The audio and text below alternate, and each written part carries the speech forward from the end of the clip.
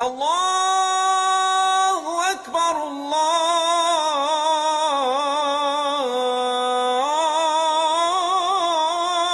اکبر۔ آج ہم اس ویڈیو میں ہجرت مدینہ کے بارے میں معلومات حاصل کریں گے کہ آخر وہ کون سی وجوہات تھیں کہ جس کے لیے مکہ میں مقیم مسلمانوں کو وہاں سے جانا پڑا۔ آئیے جانتے ہیں ہجرت مدینہ کے اسباب۔ مکہ میں تبلیغ اسلام پر پابندی۔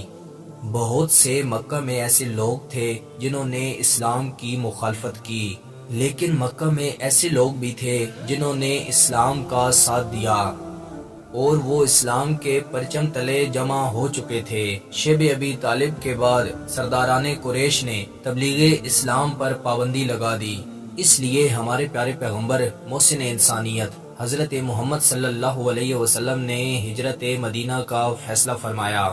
دوسرا سبب مومنین پر مظالم تھے۔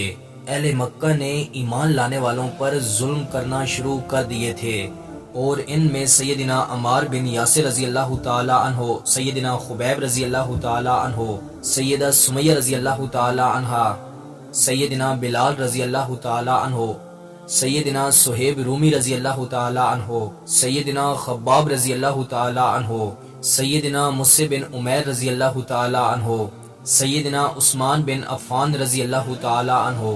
ان کے علاوہ بھی بہت سی شخصیات کو مشکلات کا سامنا کرنا پڑا۔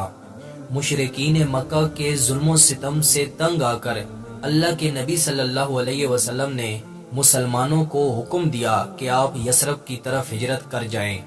ہجرت مدینہ کا ایک اور سبب سیدہ ختیجہ رضی اللہ تعالی عنہا اور جناب ابو طالب کی وفات تھی۔ سیدہ ختیجہ رضی اللہ تعالی عنہا کے بہت سے احسانات قریش والوں پر تھے، اور وہ ہمارے نبی صلی اللہ علیہ وسلم کی پہلی زوجہ تھی، اور جناب ابو طالب بنی ہاشم کے سردار تھے۔ ایک ہی سال میں ان دو بڑی ہستیوں کا انتقال ہوا۔ اسی وجہ سے اللہ کے نبی صلی اللہ علیہ وسلم نے اس سال کو عام الحزن قرار دیا، غم کا سال، کیونکہ ابو طالب کی وفات کے بعد سردار ابو لہب بنا، جو نبی صلی اللہ علیہ وسلم کا بڑا دشمن تھا۔ ہجرت مدینہ کے اسباب میں ایک سبب ہجرت حبشہ کی مثال بھی تھی، کیونکہ مسلمانوں نے پہلی ہجرت حبشہ کی طرف کی تھی۔ وہاں مسلمان امن و سکون سے رہ رہے تھے، وہاں کا بادشاہ ایک عادل حکمران تھا۔ مسلمانوں کی پاک زندگی سے دوسرے لوگ متاثر ہوئے اور انہوں نے اسلام قبول کیا۔ اہل یثرب کا اشتیاق۔ اہل یثرب نے رسول اللہ صلی اللہ علیہ وسلم کو یثرب آنے کی دعوت دی اور اس بات کا یقین دلایا کہ ہم اپنی جانوں سے زیادہ آپ صلی اللہ علیہ وسلم کی حفاظت کریں گے۔ ہمارے نبی صلی اللہ علیہ وسلم کے ساتھ ان کی عقیدت کا اندازہ اس بات سے لگایا جا سکتا ہے کہ انہوں نے یہ ریکویسٹ کی تھی کہ اسلام کے غلبے کے بعد بھی آپ یثرب میں ہی رہیں گے۔ مشرکین مکہ کی ناپاک سازش۔ سیدہ ختیجہ رضی اللہ تعالی عنہا اور جناب ابی طالب کی وفات کے بعد ان کے راستے آسان ہو گئے تھے۔